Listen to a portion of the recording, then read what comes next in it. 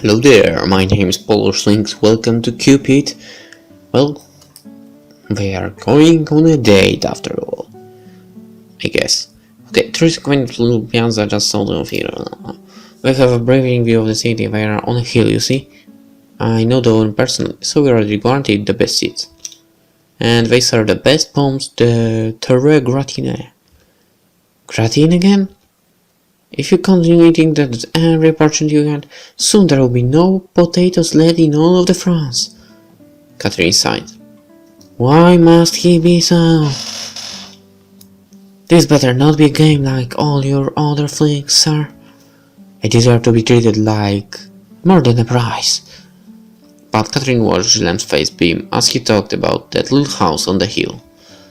How, when the weather was perfect, the stars would soak the sky. She giggled to herself with fondness. What a dolt. A 1940s, and he would rather eat cheesed potatoes. It was just like him to pick the stars instead of the city, wasn't it? It pleased her to know that she adored this side of him that others did not see. But was this the real him? Did she really see through him like he said? Or was this a face he put on for her sake, like most flirts could? If it was, then she had been watching this face since she was a little girl. From awe to admiration, from friends to lovers. They had seen the best and worst of each other through the years. Surely there was something to that. Surely it couldn't all be a lie. Right? I'm sorry, I got carried away. Shall we go? Yeah! Catherine grabbed her coat and Julien took her purse. I almost forgot, Rosa is waiting outside.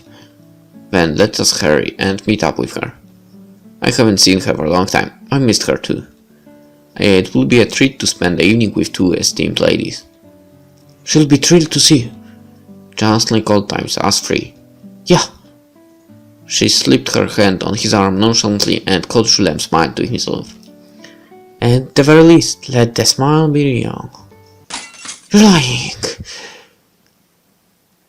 Eh? Lady Claudette saw you in Nims. Tears and snot ran down her face. She was holding a vintage 1610 bottle of wine. She gripped the neck of the bottle and flung it on the wall where Julien was standing. He ducked just in time to avoid the glass. Cherie. Don't you cherie me, you bastard! Can we not take it out on my wine collection again? Catherine threw another bottle in response. Stop, Catherine! You're going to hurt yourself. Hurt myself? Like you care! You tell me you were off to Avignon last weekend, but you're actually in Nîmes. Nîmes? Okay, no, why are you making this into a huge deal? So I had a stopover in a neighboring town. It was no... It's a lie if you omit things. I told you at the very start of the relationship, Julien. I want 100% honesty from you. And I told you as well. I have a reputation. Rumors follow me. Evil mouths can't help but chatter. Do you know that Lady Claudette once indecently proposed to me? And right in her husband's birthday gathering as well. So what? That is all beside the point. You know what they say, where there is a smoke, there is a fire. How about a name to further torch the bush? Lelaine de Montclair. Lelaine is the shop girl of the town, a nice girl. Or at least I surmise from all those 3 times I made the mistake to enter her shop, it looks like. Is there anything else you would like to insinuate? Oh, nothing at all, so. Why, is there anything I should know? Julien sighed and tried to speak calmly. Cherie, I promised you when we got engaged, didn't I? I will be faithful to only you. There is no one else. But Catherine gritted her teeth. Again with this. You are more vague than a monkey's spit. Answer me straight right now, yes or no. Are you having an affair? Julien threw his hands up in annoyance. Merde, Catherine, I am not. I have already answered this. Why does it seem like you only hear what you want to hear? I just want to understand everything and make it crystal clear. Is that so bad? Now explain to me What, Lady Claudette? Lady Claudette, you are taking that bitter, conniving woman's words over mine. Well, I tried to get the information from the source, but the source isn't very reliable. Julem's shoulders slumped in an irritated surrender. She heard him curse under his breath. I'm tiring of this, Kath. This is a waste of time. What is the point of this if we keep going around in circles? Catherine snuffled, wiping her nose savagely with her hand. You always do this. You go off on a tangent and pick things apart. You don't even listen to my side at all. Could you stop acting like a child for 1 minute? Maybe then we can have a real conversation. A conversation with a liar is always one-sided. Catherine grabbed 2 bottles this time. What would happen if she brought the 2 bottles crashing in front of her? Would the piece of glass tap her face? Her eyes, maybe? What a random thought. The morbid picture gave her an out-of-body experience. It was a nasty fight, depressingly familiar. But they were dancing to the same tune once again. Here be the lovers. Okay, that's... well... seems okay. Okay, never mind. Enter left, the hothead. Watch her dance with anger blazing. Tears are spunking with her rage. The fight goes on until she's spent. The reasons hazy in her head. Pan right, the rake. Both the victim and accused. Words are poison or an unlit fuse. Migraine stuns his pride and temper. He grudgingly takes on logic's mantle. The words they throw reach their feather pitch. The dance will crest, he'll choose to leave. Enough of this, he says in rage. Temper rising, he exits frame.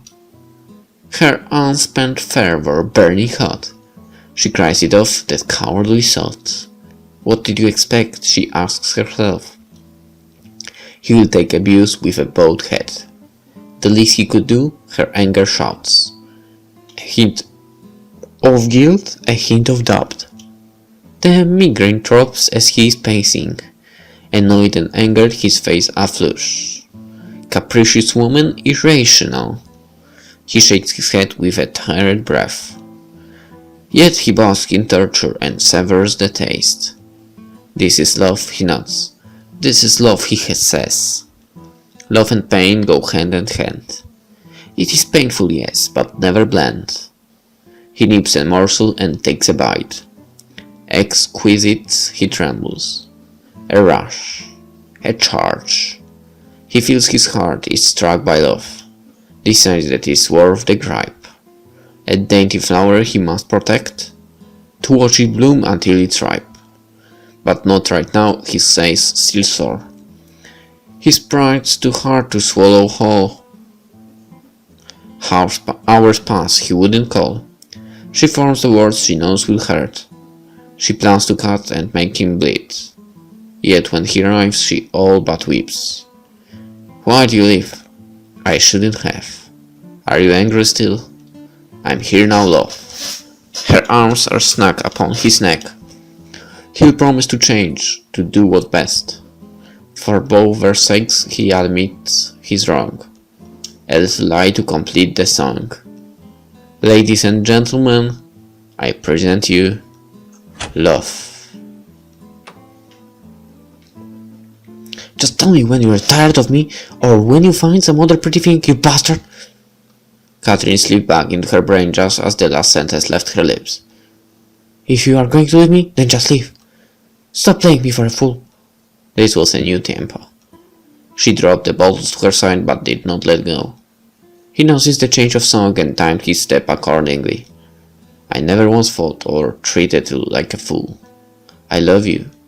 I'm never going to leave you. New tears churn and bubble from her eyes. Liar! It was her turn to leave this time, and she did. He was left to perform a soul. Contemplation, regret, penance. A vow of new beginnings forming in his head. Kath, Rosie Woozy!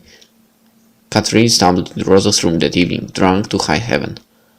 Her half-lidded eyes surveyed Rosa's meager space. She let herself fall on the bed, regretting it instantly. A cynic spoon in a world of throbbing headaches and acid-laced throats. Bad idea. Catherine stood up, and her wobbly legs tripped her.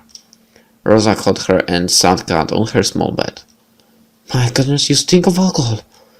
She propped some pillows behind her back and fixed the stray hairs that littered her face. Thanks God, you're a dear. How much have you had, Gav? Catherine counted on her fingers. Never mind. Would you like some water? Nope. Interesting. Huh? I can almost hear liquid sloshing around in my brain when I shake my head. Rosa pursed her lips. Catherine was in no shape to make decisions right now. She stood up to get her something to sober up. But Catherine grabbed Rosa's hand and tugged at it gently. No, you. You sit. Huh? Please. Rosa complied. Catherine revealed a bottle about 3/4 full. Snuck another from the Jilly Monster's closet. Serves him right for calling me a child. Rosa began to protest. Catherine paid her no mind. Well, doing something like that is kind of... Well, not kind of. It is childish. In my opinion, at least. Come on, Rosa. When have we ever drunk ourselves to the point of insanity? And I call you my best friend. Catherine took a huge swig of the bittersweet liquid and offered it to Rosa. Rosa examined it carefully and took a mouthful. She guarded it in her mouth, admiring the sweet and sour flavor of the wine. I've never had anything this rich before. Good, right?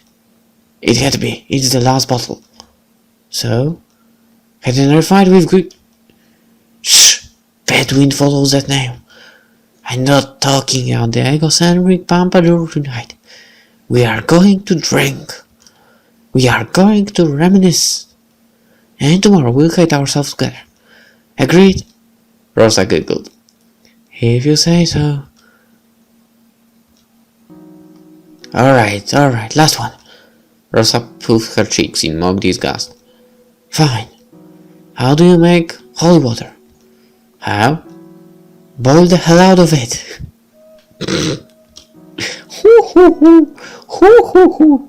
Rosa and Catherine was assaulted by fits of hysteric laughter. Catherine felt the muscles of her cheeks ache. That is so bad, I don't even have the words. Catherine wiped the tears of laughter from her eyes. I heard that from one of your suitors, Sir Adrien. Rosa rolled her eyes. How come I always end up talking to your suitors more than you? I must start charging you a fee. I'll pay it with my gratitude. What's wrong with Sir Adrien anyway? He seems like a nice man. Nice hair, nice teeth, nicely groomed mutton chops. The woman laughed. How about Sir Fervent? He sent you that lovely bouquet of flowers. I'm not interested in a relationship at the moment. At the moment? You don't seem interested ever. I am. Sometimes. It is just hard to connect to people for miles beyond physical. Relationships seem out of the question. You don't have any difficulty with me or that idiot in the upper room. It means you are not incapable. That is only because you are my closest friends. Well, there must be someone. Oh, you are so picky. If you go on like that, you might end up an old maid. So be it. I'd rather take care of your children away. I shall be the amazing godmother. Catherine smiled wistfully. I'm not sure I want any. What? Children. I love children, but it's a little scary. Catherine bit her lip. What if she becomes her own mother? It was such a terrifying possibility, wasn't it? She barely remembered her mother. Her malady had struck as soon as Catherine was born.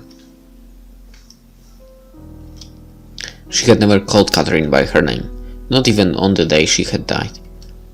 All she knew was that their family struggled with that crisis. Her father exhausted and depressed, and her sister forced to grow up too fast. To be a blight to the people you love, how horrible would it be? Catherine? Rosa smiled at her, interrupting her thoughts. You will be a good mother. Your past does not matter. Catherine stared at Rosa, almost enchanted at her ability to know what she was thinking. Shirley was her best friend, wasn't she? The thought warmed her heart. You really think so? Yeah. The fact that you are so concerned about them, before they are even born, speaks much of your kindness. Whatever happens, those children will grow up loved. Catherine blushed and changed the subject. Well, we're out of booze. We finished it. I'm quite buzzed. Hey, remember the first time we drank? Do you mean the party of the potato incident? Of course I meant the potato incident. How come I forget? Rosa burst out laughing. That was hilarious. Stop laughing, I almost went to jail. Goodness, I was so stupid. Rosa laughed again. Amen. Hey, you're supposed to say no, Catherine. We do dumb things when we are young. Catherine, we do dumb things when we are young? It's about time you learn your lesson. I can't wait to tell your children endless tales of your shenanigans. Winch. Toot toot toot toot. What? Catherine grabbed Rosa's waist and attempted to tickle her, but Rosa slipped away laughing. Catherine's stomach large and she stopped, her hand still hugging Rosa's waist. The room spun, but it wasn't unpleasant. She felt like being gently rocked in a cradle. She closed her eyes and smiled. She took in Rosa's scent, always smelling slightly like apples. Rosa scratched her head and smoothed her hair. That is nice. Yeah. Rosa? Huh? Thank you for being with me. Of course. No, I mean... She sat up on the bed. You've been with me all my life. You are my oldest friend. When we first met, I didn't have any friends. Many friends. I just studied my piano lessons night and day, because that's all I ever knew to do. It was all I had. Maybe that's why I begged Papa to let you stay with us. I was so happy. Rosa smiled fondly at the memory. You were there for me always. That sounds distinctly melodramatic. You're drunk, I understand. They laughed again. Would you like to hear something worse? What? You changed my life. That is worse. Rosa smiled fondly as she played with Catherine's hair. I'm the lucky one, Catherine. You took me home and treated me like I was family. I wouldn't have known what your family was like without you, Papa Francois and Emily. Even if Papa Francois always did avoid me, I knew he cared for me like his own. Yeah, why is that? That was why I liked him. He was a good man. And in Angoulême was almost family too. Catherine made a face at the mention of the man, but her eyes softened. I miss my father. Me too. There was a pause. Catherine shifted awkwardly in her skin. Can I tell you a secret? Yes, you can, in the next episode.